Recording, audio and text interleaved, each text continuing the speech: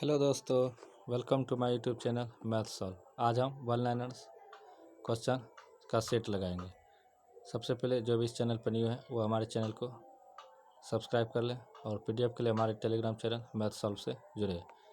यह fast revision है और यह वन लाइन क्वेश्चन है। तो चलिए स्टार्ट करते हैं पहले क्वेश्चन के साथ।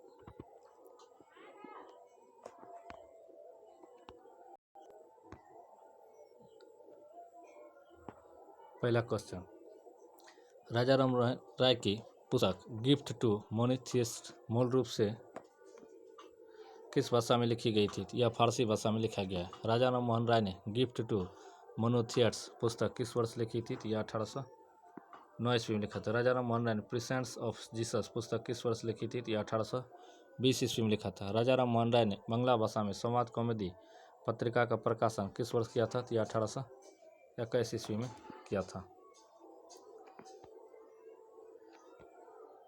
सती प्रथा के विरोध के लिए राजा राम मोहन राय ने किस पत्रिका का उपयोग किया? तो यह संवाद कॉमेडी है। राजा राम मोहन राय ने फारसी भाषा में मिरातुल अखबार का प्रकाशन किस वर्ष किया? तो यह 1822 ईस्वी में किया था। राजा राम मोहन राय ने कलकत्ता में आत्मीय सभा का स्थापना किस वर्ष की थी? तो यह 1815 ईस्वी में किया था। राजा राम मोहन राय ने किसके सहयोग से वर्ष 1817 में कलकत्ता में हिंदू कॉलेज की स्थापना की थी? तो वह डच घड़ीसाज डेविड हेयर था। राजा राम मोहन राय ने कलकत्ता में वेदांत कॉलेज की स्थापना किस वर्ष किया था? 1825 ईस्वी में किया था। नीति आयोग ने बीएमटीसी बसों और अशोक लीलैंड ट्रकों में संचालित मेथनॉल परियोजना किसकी संयुक्त पहल है? तो यह संयुक्त पहल है ethanol oil corporation limited, Ashok Leyland और भारतीय विज्ञान संस्थान। विश्व का प्रथम मेथनॉल संचालित ट्रक किस वर्ष और किसके द्वारा विकसित किया गया था? तो यह 2017 में वोल्वो द्वारा विकसित किया। चोल साम्राज्य का स्थापना किसने किया था? यह विजयालय ने। चोल साम्राज्य का वास्तविक संस्थापक किसे माना जाता है? यह परंतक प्रथम को माना जाता है। विजयालयों ने पांड्यों से तंजौर छीनकर उरेयूर स्थान पर किसे अपनी राजधानी बनाया था? यह तंजावुर को। विजयालय ने कौन सी उपाधि धारण की थी? तो वह नरकेसरी का उपाधि धारण किया था। विजयालय का पुत्र एवं उत्तराधिकारी कौन था? तो वह आदित्य प्रथम था। राष्ट्रकूट राज्य की स्थापना किसने किया था? यह दंती दुर्ग ने किया था। देखते हैं इसका आंसर क्या है। दंती दुर्ग है। पल्लव वंश का प्रथम शासक कौन था? तो वह सिंह विष्णु था। सिंह विष्णु ने कौन सी उपाधि धारण किया था? तो वह अवनी सिंह का उपाधि धारण किया था। पल्लव वंश का स्थापना किसने और किस वर्ष किया था? तो गोपाल ने 750 ईस्वी में किया था। मुद्रा की पूर्ति के उपायों में तरलता का घटता क्रम क्या है? M1, M2, M3 और M4 है। भारतीय रिजर्व बैंक द्वारा आरक्षित मुद्रा के अलावा कौन कौन से मुद्रा पूर्ति के उपाय प्रकाशित किए जाते हैं? तो वह M1, M2, M3 और M4 प्रकाशित किए जाते हैं। मुद्रा पूर्ति का संकुचित और सबसे महत्वपूर्ण मापक क्या है? M1 है। मुद्रा पूर्ति का व्यापक मापक क्या है? M3 है। सबसे तरल मुद्रा पूर्ति का मापक क्या है? M1 है। सबसे कम तरल मुद्रा पूर्ति का मापक क्या है? M4 है। भारत के पहले क्षेत्रीय ग्रामीण बैंक प्रथम बैंक का मुख्यालय किस राज्य में था? तो वह उत्तर प्रदेश में था और इसकी स्थापना 2 अक्टूबर 1975 ईस्वी को हुआ था। आरआरबी का प्रथम बैंक कार्यालय कहाँ खोला गया था? तो वह मुरादाबाद में। ग्रामीण बैंक की स्थापना किस वर्ष हुआ था? तो 2 अक्टूबर 1975 ईस्वी। उस समय प्रधानमंत्री इंदिरा गांधी था। 2 अक्टूबर 1975 को स्थापित किए गए 5 क्षेत्रीय ग्रामीण बैंक कौन कौन से थे? तो मुरादाबाद उत्तर प्रदेश, गोरखपुर उत्तर प्रदेश, भिवानी हरियाणा, जयपुर राजस्थान और मालदा पश्चिम बंगाल। क्षेत्रीय ग्रामीण बैंक में केंद्र सरकार, राज्य सरकार और प्रवर्तक बैंक की सूची का पूंजी का अनुपात कितना होता है? केंद्र सरकार से 50 अनुपात, राज्य सरकार 15 और प्रवर्तक बैंक 35। किस समिति की सिफारिश के आधार पर सरकार ने अप्रैल 1987 से नए क्षेत्रीय ग्रामीण बैंक की नई शाखा की स्थापना बंद कर दी है? तो वह केलकर समिति से। क्षेत्रीय ग्रामीण बैंक की स्थापना किस अध्यादेश और अधिनियम के प्रावधानों के अंतर्गत की गई? तो वह 26 सितंबर 1975 को प्रख्यापित अध्यादेश और क्षेत्रीय ग्रामीण बैंक अधिनियम 1976 के तहत। बरगद के पेड़ का वैज्ञानिक नाम क्या है? फिकस बेंगालेसिस। नेक्स्ट क्वेश्चन,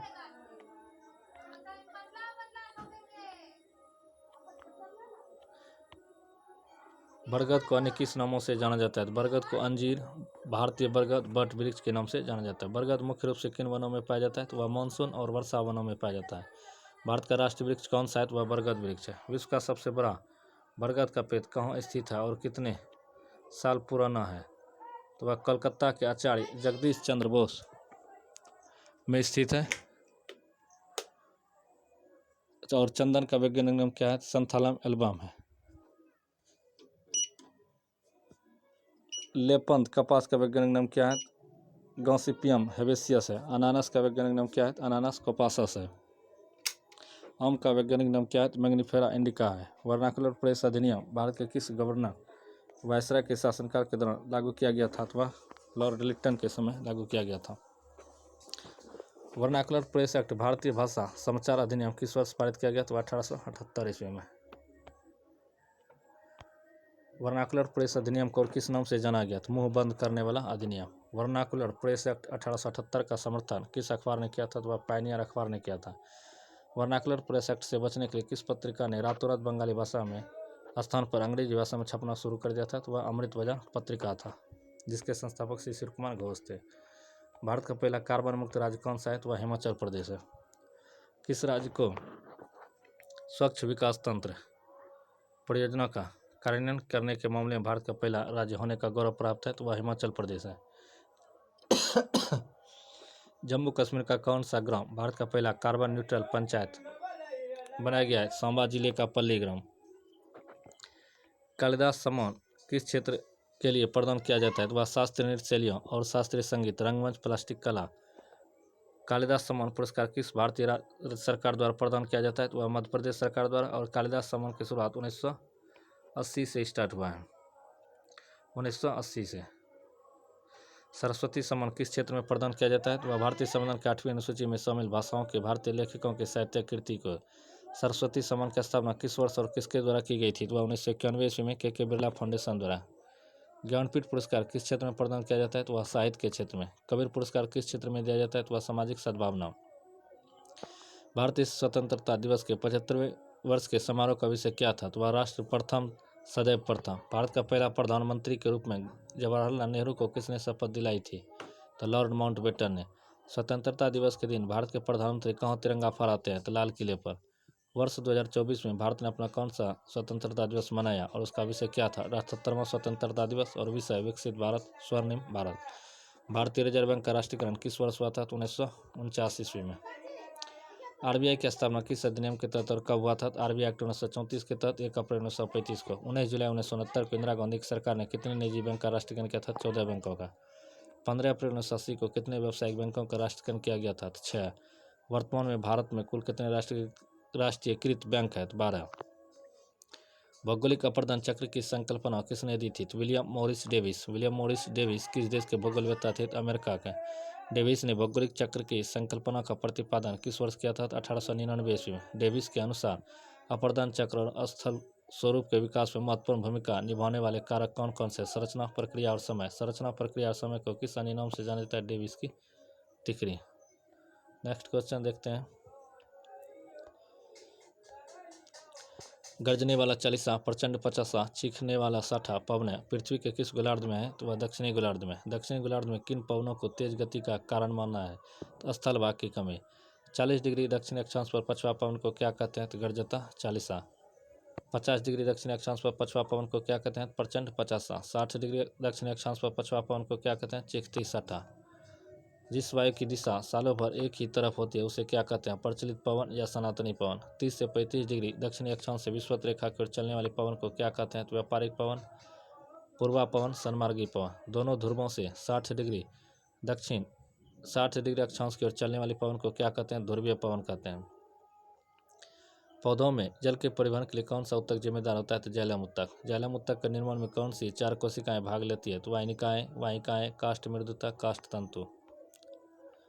पौधे के हरे भाग में निर्मित भोज्य पदार्थों को दूसरे भागों में कौन सा उत्तक स्थानांतरित करता है? तो वह फ्लोएम करता है। फ्लोएम के निर्माण में कौन सी 4 प्रकार की कोशिकाएं हैं? तो वह चालनीय अवयव है, सखी कोशिकाएं, फ्लोएम उत्तक है, फ्लोएम फाइबर और पृष्ठ तनाव और स्पर्श कण पड़ना है।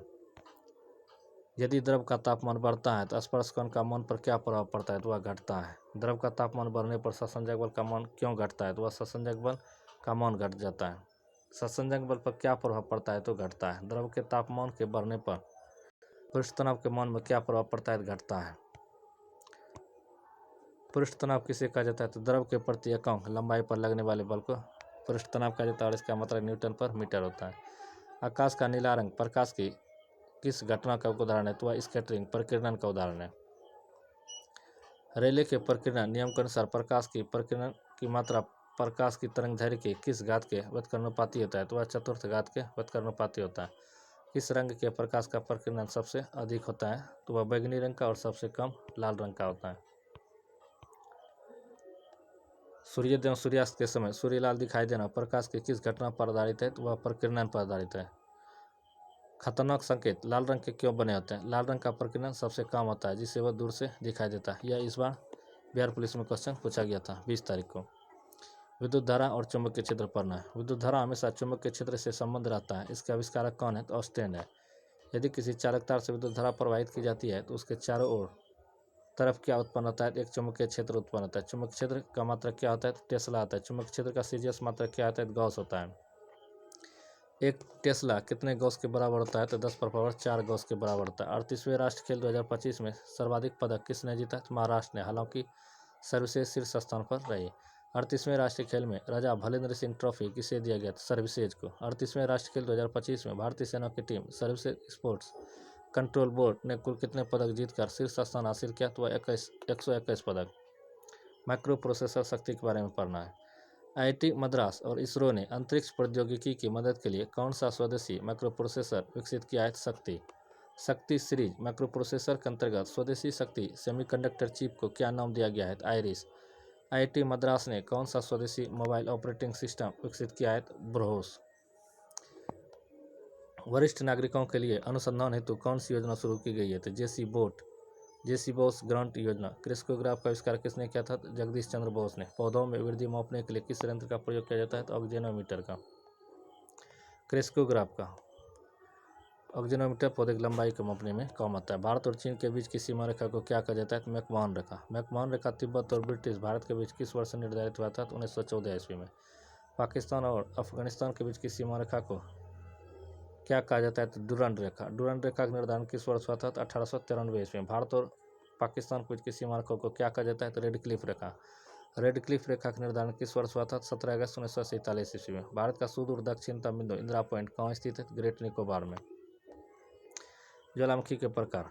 आवर्तन के आधार पर ज्वालामुखी को कितने वर्गों में वर्गीकृत किया जा सकता है? तो 3 वर्गों में। सक्रिय, निष्क्रिय या सुषुप्त, विलुप्त या शांत ज्वालामुखी। किस प्रकार के ज्वालामुखी से समय समय पर मैग्मा निकलता रहता है? तो वर्तमान में उद्गार हो रहे हैं सक्रिय ज्वालामुखी से। जापान का फ्यूजियामा किस प्रकार के ज्वालामुखी का उदाहरण है? तो प्रसुप्त या सुषुप्त ज्वालामुखी। तंजानिया का किलिमंजारो किस प्रकार के ज्वालामुखी का उदाहरण है? तो शांत या मृत ज्वालामुखी का। ज्वालामुखी क्रिया में सबसे अधिक कौन सी गैस निकलती है? तो जलवाष्प निकलता है। कौन सा विषय संविधान की 11वीं अनुसूची में शामिल नहीं है? तो ग्रामीण खेल। यह ऑप्शन के आधार पर बनाया गया है। भारतीय संविधान की 11वीं अनुसूची को किस संविधान संशोधन द्वारा और किस वर्ष जोड़ा गया? 73वां संविधान संशोधन अधिनियम 1992 में। भारतीय संविधान की 11वीं अनुसूची में कितने विषय शामिल हैं? तो 29 विषय शामिल है। भारतीय संविधान के किस अनुच्छेद में पंचायतों के प्राधिकार और दायित्व शामिल है? अनुच्छेद 243 जी मीन्स ग्रुप मीन्स पंचायतों के प्राधिकार और दायित्व। डी मीन्स रिजर्व मतलब आरक्षण। 243 डी में आरक्षण है। भारतीय संविधान की 12वीं अनुसूची में क्या वर्णित है? तो नगर पालिकाओं की शक्ति, प्राधिकार व जिम्मेदारियां। भारतीय संविधान की 12वीं अनुसूची को किस संविधान संशोधन अधिनियम द्वारा जोड़ा गया? इसका हम आंसर देखते हैं। 74वें संविधान संशोधन अधिनियम 1992 द्वारा। किस समिति की रिपोर्ट पर पंचायती राज को संवैधानिक दर्जा दिया गया? एलएम सिंघवी समिति। आरबीआई के लोगों में किस पेड़ का चित्र है? तो तार का पेड़ है। आरबीआई का स्थापना कब हुआ था? तो 1 अप्रैल 1935 को। आरबीआई का मुख्यालय 1937 से कहाँ स्थित है? यह मुंबई, मुझसे पहले कलकत्ता में था। घायल और युद्ध कैदियों की देखभाल के लिए अंतर्राष्ट्रीय एजेंसियां कौन सी है? तो वह रेड क्रॉस। और रेड क्रॉस की स्थापना 1863 ईस्वी में हेनरी ड्यूनेट ने किया था। और रेड क्रॉस को अभी तक 3 बार नोबेल पुरस्कार मिल गया, 1917, 1944 और 1963। गुटनिरपेक्ष आंदोलन का मुख्यालय कहाँ स्थित है? तो जकार्ता में। इंटरपोल का मुख्यालय कहाँ स्थित है? लियोन, फ्रांस में। भारतीय रेड क्रॉस सोसाइटी की स्थापना कब हुआ था? यह 1920 में। प्रतिवर्ष विश्व रेड क्रॉस दिवस के रूप में कब मनाया जाता है? तो वह 8 मई को। 2011 की जनगणना के अनुसार भारत की जन्म दर प्रति 1000 जनसंख्या पर कितनी थी? 913 है और परसेंटेज में 19.3% है। 2011 की जनगणना के अनुसार भारत की मृत्यु दर प्रति 1000 जनसंख्या पर कितनी थी? तो 7.3।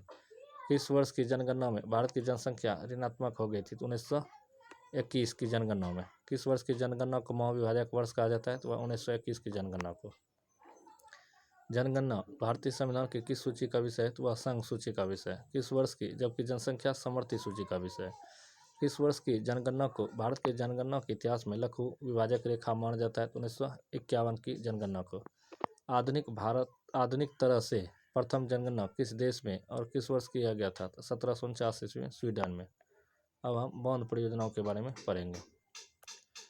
फरक्का बांध किस नदी पर और किस राज्य में स्थित है? तो गंगा नदी पर है और पश्चिम बंगाल में। यह भी बिहार पुलिस क्वेश्चन में पूछा गया था 20 तारीख को, अररिया जिले में। टिहरी बांध किस नदी के संगम पर और किस राज्य में स्थित है? भागीरथी और विलंगना नदी के संगम पर, उत्तराखंड में। भारत का सबसे ऊंचा बांध कौन सा है? तो टिहरी बांध। थीन बांध किस नदी पर और किस राज्य में स्थित है? यह रावी नदी पर, पंजाब में। नागार्जुन सागर बांध किस नदी पर और किस राज्य में स्थित है? कृष्णा नदी पर, तेलंगाना में। नोबेल म्यूजियम विश्व में कहाँ स्थित है? वह स्टॉकहोम, स्वीडन में। नोबेल म्यूजियम किस अवसर पर और किस वर्ष खोला गया था? तो नोबेल पुरस्कार के 100वें स्थापना वर्ष के 2001 में। किस नोबेल संग्रहालय में कैलाश सत्यार्थी की कुर्सी और अमर्त्य सेन की साइकिल दर्शनीय है? तो नोबेल म्यूजियम स्टॉकहोम में। और कैलाश सत्यार्थी को 2014 में नोबेल पुरस्कार मिला था और अमर्त्य सेन को अर्थशास्त्र के क्षेत्र में पहला नोबेल पुरस्कार मिला था। अर्थशास्त्र के क्षेत्र में नोबेल पुरस्कार कब से दिया जा रहा है? तो 1969 से। भारत के प्रथम जनगणना कौन थे? तो डब्ल्यू प्लोडन। भारत में नियमित जनगणना की शुरुआत किस वायसराय के कार्यकाल में और किस वर्ष हुआ? तो लॉर्ड रिपन के कार्यकाल में 1881 में, जबकि पहली जनगणना 1872 ईस्वी में, लॉर्ड मेयो के शासनकाल में। स्वतंत्र भारत की पहली जनगणना 1951 के समय जनगणना आयुक्त कौन थे? R.A. गोपाल स्वामी। 2011 जनगणना के समय जनगणना आयुक्त कौन थे? C. चंद्रमौली। 10वीं जनगणना की शुरुआत किस देश में और कब हुई? 1790 ईस्वी से USA में। भारत में प्रथम किस नगर की पहली पूर्ण जनगणना 1830 ईस्वी में किसने करवाई थी? तो ढाका नगर की हेनरी वाल्टर ने। भारत में प्रथम जनगणना किस वायसराय के कार्यकाल में और कब करवाया गया था? लॉर्ड मेयो के कार्यकाल में 1872 ईस्वी में। बांध सागर परियोजना किस बहुउद्देशीय नदी घाटी परियोजना का अंग है? सोन बहुउद्देशीय नदी घाटी परियोजना का। कोसी परियोजना और गंडक परियोजना किस नदियों पर है और किन राज्यों या देशों को लाभान्वित करती है? कोसी नदी पर कोसी परियोजना और गंडक नदी पर गंडक परियोजना है। बिहार तथा नेपाल को लाभान्वित करती है। उड़ीसा में महानदी पर कौन सा बांध परियोजना है? हीराकुंड बांध परियोजना है। भाखड़ा नंगल परियोजना किस नदी पर है? सतलज नदी पर है। रिहंद बांध किस नदी पर किस राज्य में है? रिहंद नदी पर और उत्तर प्रदेश में। भारत की सबसे लंबी भूमिगत गैस पाइपलाइन कौन सी है? हजीरा, विजयपुर और जगदीशपुर है। Hazira, Vijaypur, Jagdishpur cross country gas pipeline का निर्माण किसके द्वारा किया गया? तो गेल के द्वारा किया गया, gas authority of India limited. Petroleum और प्राकृतिक गैस मंत्रालय के अधीन स्थापित ऑयल इंडिया लिमिटेड को कंपनी के रूप में कब निगमित किया गया था? तो 1959 ईस्वी में। तापी गैस परियोजना किन देशों के बीच एक अंतर्राष्ट्रीय गैस परियोजना है? टी से तुर्कमेनिस्तान, ए से अफगानिस्तान, पी से पाकिस्तान, आई से इंडिया। धन उधार देने का उल्लेख सर्वप्रथम किस वैदिक ग्रंथ में हुआ था? शतपथ ग्रंथ में। किस ब्राह्मण ग्रंथ में स्त्री को पुरुष की अर्धांगिनी कहा गया है? शतपथ ब्राह्मण में। किस ब्राह्मण ग्रंथि में पुत्री को कृपण कहा गया है? ऐतरेय ब्राह्मण में। और यह ऋग्वेद का ब्राह्मण है, एक ऐतरेय और कौशिकी। शतपथ ब्राह्मण में किन नदियों का उल्लेख मिलता है जो उत्तर वैदिक कालीन थी? तो रेवा नर्मदा और सदानीरा गंडक। किस चीनी जनरल ने कनिष्क को हराया था? पॉन थाओ ने। कनिष्क ने किस वर्ष एक संवत चलाया जो शक संवत कहलाता है? 78 ईस्वी में। कुषाण वंश का सबसे प्रतापी राजा कौन था? कनिष्क। कनिष्क की राजधानी क्या थी? फिरोजपुर या पेशावर। कुषाणों की द्वितीय राजधानी क्या था? मथुरा। किस कुषाण राजा ने सोने के सर्वाधिक शुद्ध सिक्के जारी किए? कनिष्क ने। कनिष्क बौद्ध धर्म के किस संप्रदाय का अनुयायी था? तो वह महायान संप्रदाय का अनुयायी था।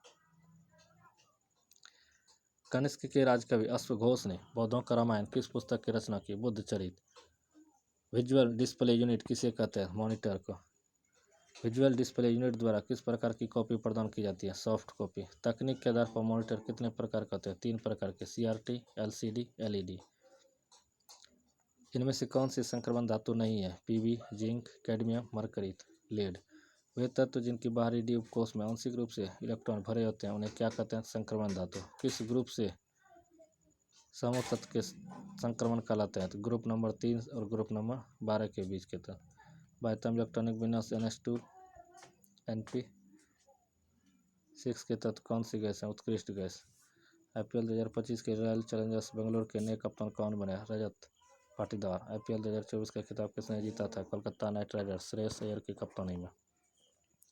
IPL 2025 में लखनऊ सुपर जायंट्स के नए कप्तान कौन बने? ऋषभ पंत। 9 जनवरी 2025 को प्रवासी भारतीय दिवस किस राज्य में मनाया गया? उड़ीसा में। 18वें प्रवासी भारतीय दिवस के मुख्य अतिथि कौन रहे? त्रिनिदाद और टोबैको गणराज्य के राष्ट्रपति क्रिस्टीन कार्ला कंगालो। 18वें प्रवासी भारतीय दिवस 2025 की थीम क्या है? विकसित भारत के लिए प्रवासी भारतीयों का योगदान। प्रवासी भारतीय दिवस हर दूसरे वर्ष 9 जनवरी को क्यों मनाया जाता है? महात्मा गांधी के दक्षिण अफ्रीका से भारत वापस आने 9 जनवरी 1915 ईस्वी के उपलक्ष्य में। गांधी जी के समाचार पत्र और पुस्तकें। गांधी जी द्वारा प्रकाशित प्रथम समाचार पत्र कौन सा है? Indian opinion. इंडियन ओपिनियन का प्रकाशन गांधी जी ने कब और कहाँ शुरू किया? 4 जून 1903 ईस्वी को दक्षिण अफ्रीका में। इंडियन ओपिनियन के प्रथम संपादक कौन थे? मनसुख लाल नजर। गांधी जी द्वारा कौन से अन्य समाचार पत्र और पत्रिकाएं निकाली गई? हरिजन बंधु, नवजीवन, यंग इंडिया। गांधी जी ने हिंद स्वराज नामक पुस्तक किस वर्ष लिखा था? 1909 ईस्वी में। संसद में शून्यकाल का समय क्या होता है? दोपहर 12 बजे से अपराह्न 1 बजे तक। शून्यकाल किस देश की संसदीय प्रणाली की देन है? भारतीय संसदीय प्रणाली की। भारत में शून्यकाल कब से प्रारंभ हुआ? 1962 ईस्वी से। संसद में प्रश्नकाल के बाद के समय को क्या संज्ञा दी गई? शून्यकाल। भारत में संसदीय प्रणाली किस देश से प्रभावित है? ब्रिटेन से। भारत में संसदीय प्रणाली की शुरुआत कब हुआ? 1853 के चार्टर अधिनियम से। 1854 ईस्वी से। किस संविधान संशोधन अधिनियम को मिनी संविधान माना जाता है? 42वां संविधान संशोधन अधिनियम। 42वां संविधान संशोधन अधिनियम किस वर्ष लाया गया था? 1976 ईस्वी में। 42वें संविधान संशोधन अधिनियम के तहत भारत की प्रधानमंत्री कौन थी? इंदिरा गांधी। किस संविधान संशोधन द्वारा लोकसभा और विधानसभा का कार्यकाल 5 वर्ष से बढ़ाकर 6 वर्ष कर दिया गया था? 42वां संविधान संशोधन अधिनियम। 44वें संविधान संशोधन अधिनियम 1978 के द्वारा लोकसभा और विधानसभा का कार्यकाल पुनः कर दिया गया 5 वर्ष। लखनऊ समझौता कब हुआ था? 1916 ईस्वी में। लखनऊ समझौता द्वारा किन दो दलों में एकता हुई थी? गरम दल और नरम दल। 1907 ईस्वी में कांग्रेस पार्टी कितने भागों में बट गया था? 2 भागों में। 1907 ईस्वी में सूरत कांग्रेस अधिवेशन की अध्यक्षता किसने की थी? रास बिहारी बोस ने। 1916 ईस्वी में लखनऊ अधिवेशन की अध्यक्षता किसने किया था? अंबिकाचरण मजूमदार। महाबोधि मंदिर कहाँ स्थित है? बिहार के गया में। महाबोधि मंदिर को यूनेस्को ने विश्व धरोहर में कब शामिल किया? 2002 में। यह माना जाता है कि इस मंदिर की नींव किसने रखी थी? अशोक द्वारा। राजकुमार सिद्धार्थ को किस नदी के तट पर पीपल वृक्ष के नीचे ज्ञान प्राप्त हुआ था? निरंजना नदी के तट पर। शिवाजी की राजधानी क्या था? रायगढ़। शिवाजी ने अपना राज्याभिषेक कब और कहाँ कराया था? 6 जून 1674 ईस्वी को रायगढ़ में। शिवाजी के आध्यात्मिक गुरु कौन थे? रामदास। गुरु रामदास को कौन सी उपाधि दी गई थी? समर्थ। गुरु रामदास ने किस पुस्तक की रचना की थी? दासबोधि। शिवाजी के राजनीतिक संरक्षक कौन थे? दादाजी कांडदेव। भारतीय संविधान का कौन सा अनुच्छेद भारत की विदेश नीति से संबंधित था? अनुच्छेद 51। भारतीय संविधान के किस भाग के अंतर्गत अंतिम अनुच्छेद 51 आता है? भाग 4। भारतीय संविधान के किस अनुच्छेद के अंतर्गत संसद को यह अधिकार है कि वह संधि, अंतर्राष्ट्रीय समझौते और सम्मेलन के मसौदा को लागू करने के लिए कानून बना सकती है? अनुच्छेद 253। भारतीय संविधान के किस अनुच्छेद के अंतर्गत राष्ट्रपति शपथ ग्रहण करते हैं? अनुच्छेद 60। भारतीय संविधान के किस अनुच्छेद के अंतर्गत राज्यसभा अखिल भारतीय सेवा के सृजन का संकल्प प्रस्ताव पारित कर सकता है? अनुच्छेद 312। कोई विधेयक धन विधेयक है या नहीं, इसका निर्णय कौन करता है? लोकसभा अध्यक्ष। भारतीय संविधान के किस अनुच्छेद में धन विधेयक की प्रक्रिया को लेकर? अनुच्छेद 100 धन विधेयक 110 में होगा। धन विधेयक किसकी पूर्व अनुमति से लाया जा सकता है? तो राष्ट्रपति के। धन विधेयक सर्वप्रथम किस सदन में लाया जा सकता है? तो लोकसभा में। धन विधेयक पर राज्यसभा कितने दिनों तक रोक कर रख सकती है? 14 दिनों तक। धन विधेयक का परिभाषा भारतीय संविधान के किस अनुच्छेद में वर्णित है? अनुच्छेद 110 में। भारत में नियोजित अर्थव्यवस्था किस अर्थव्यवस्था पर आधारित है? मिश्रित अर्थव्यवस्था पर। मिश्रित अर्थव्यवस्था के अंतर्गत किन क्षेत्रों का सह अस्तित्व होता है? सार्वजनिक क्षेत्र और निजी क्षेत्र का। औद्योगिक नीति 1956 के द्वारा भारत में किस अर्थव्यवस्था का वास्तविक रूप से कार्यान्वयन हुआ? मिश्रित अर्थव्यवस्था। पूंजीवादी अर्थव्यवस्था किस पर आधारित और नियंत्रित अर्थव्यवस्था है? बाजार पर। समाजवादी अर्थव्यवस्था किस पर आधारित और नियंत्रित अर्थव्यवस्था है? सामाजिक समता पर आधारित सरकार नियंत्रित अर्थव्यवस्था। लॉरेंस वक्र किसका मापक है? आय का, विषमता का। लॉरेंस वक्र जितना ही निरपेक्ष समता रेखा के पास होगा, आय की विषमता पर क्या प्रभाव पड़ेगा? तो आय की विषमता उतनी ही कम होगी। लॉरेंस वक्र किसके द्वारा और किस वर्ष विकसित किया गया था? तो 1905 ईस्वी में मैक्स ओ लॉरेंस द्वारा। आय के वितरण की विषमता की माप सबसे प्रचलित विधि कौन सी है? तो गिनी गुणांक है। गिनी गुणांक को किस वर्ष और किसने विकसित किया था? तो 1912 ईस्वी में इटालियन सांख्यिकीविद कैरडो गिनी ने। गिनी गुणांक का अधिकतम मूल्य कितना होता है? 1 के बराबर। गिनी गुणांक का न्यूनतम मूल्य कितना होता है? 0 के बराबर। भारत की क्षेत्रीय सीमा तट से कितने समुद्री मील तक समुद्र की ओर फैली हुई है? 12 समुद्री मील, लगभग 21.9 किलोमीटर। भारत ने संयुक्त राष्ट्र समुद्री कानून संधि को किस वर्ष अपनाया? तो 1995 ईस्वी में। बेस लाइन से 12 समुद्री मील की दूरी तक फैले समुद्री क्षेत्र को क्या कहते हैं? प्रादेशिक सागर कहते हैं। बेस लाइन से 200 नॉटिकल मील की दूरी तक फैले समुद्री क्षेत्र को क्या कहते हैं? अनन्य आर्थिक क्षेत्र। भारत में कोयला उत्पादक प्रमुख क्षेत्र कौन कौन से हैं? दामोदर नदी घाटी, सोन नदी घाटी, महानदी घाटी, गोदावरी घाटी। भारत का सबसे बड़ा कोयला क्षेत्र कौन सा है? दामोदर नदी घाटी। झारखंड का झरिया किस प्रकार का कोयला क्षेत्र है? भारत का सबसे बड़ा कोयला खनन क्षेत्र। मध्य प्रदेश के प्रथम कोयला क्षेत्र के नाम क्या है? सिंगरौली, सुहागपुर व उमरिया। महानदी घाटी कोयला क्षेत्र का प्रमुख विस्तार किन राज्यों में है? छत्तीसगढ़ व उड़ीसा। किस घाटी का अधिकांश कोयला उत्पादक क्षेत्र तेलंगाना में है? गोदावरी घाटी। कोयला किस प्रकार के चट्टानों से प्राप्त होता है? अवसादी चट्टानों से। भारत में पुर्तगाली शक्ति का वास्तविक संस्थापक किसे माना जाता है? अल्बुकर्क 1509 से 1515 ईस्वी। अल्बुकर्क की पहली सबसे महत्वपूर्ण उपलब्धि क्या था? गोवा पर अपना अधिकार करना। अल्बुकर्क ने बीजापुर के आदिल शाही सुल्तान यूसुफ आदिल शाह से गोवा को कब जीता? 1510 ईस्वी में। भारत में प्रथम पुर्तगाली गवर्नर कौन था? Francisco de almirah. पुर्तगालियों ने हिंद महासागर से होने वाला व्यापार पर एकाधिकार स्थापित करने के लिए कौन सी प्रणाली शुरू की थी? कॉर्टेज प्रणाली। इनमें से कौन सा लौह अयस्क नहीं है? Hematite, magnetite, siderite, anthracite. Anthracite यह कोयले का प्रकार है। एल्युमिनियम का अयस्क क्या है? बॉक्साइट। पारे का अयस्क क्या है? सिनेबार। यूरेनियम का अयस्क क्या है? पिचब्लेंड है। इनमें से कौन सी धातु नहीं है? Boron, gallium, indium, thallium. Boron यह अधातु है। कौन सी धातु हथेली पर लेने पर पिघल जाता है? गैलियम और सीजियम। सर्वाधिक चालक धातु कौन सा है? सिल्वर। सर्वाधिक क्रियाशील अधातु कौन सा है? ग्रेफाइट। उभयधर्मी धातुएं कौन सी हैं? Zinc, aluminium, Sn, Pb. Hydrogen अन्य तत्वों के साथ कैसे संयोग करती है? इलेक्ट्रॉन त्याग कर, ग्रहण करके अथवा साझेदारी करके। हाइड्रोजन किस वर्ग का तत्व है? प्रथम वर्ग का। हाइड्रोजन के 3 प्रथम समस्थानिक कौन से हैं? प्लूटोनियम, ड्यूटेरियम तथा ट्रिटियम। फैन उत्प्लावन विधि से किस प्रकार के अयस्क के धातु कर्म में किया जाता है? सल्फाइड अयस्क।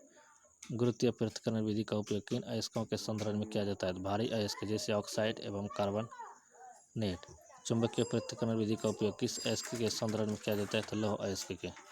भारत के सर्वोच्च न्यायालय ने न्याय की देवी की नई प्रतिमा में तलवार के स्थान पर क्या स्थापित की गई है? संविधान पुस्तक। न्याय की देवी की नई प्रतिमा में आंखों पर बंधी पट्टी को क्यों खोल दिया गया था? दृष्टि का प्रतीक। बिहार के आर्थिक सर्वेक्षण 2024 से 25 के अनुसार 2023 से 24 में मखानों की खेती का सकल फसली क्षेत्रफल कितना था? 27.8 हजार हेक्टेयर। वर्ष 2023 से 24 में कुल कितने हजार टन मखानों का उत्पादन हुआ, जो देश के कुल मखाना उत्पादन का 85% है? 56.4 हजार टन। इसका नेक्स्ट पार्ट हम कल करेंगे। मिलते हैं कल नेक्स्ट वीडियो के साथ। जय हिंद, जय भारत। इसका PDF हम टेलीग्राम चैनल पर डाल दिया, आप वहाँ से डाउनलोड करके पूरा सेट पढ़ सकते हैं।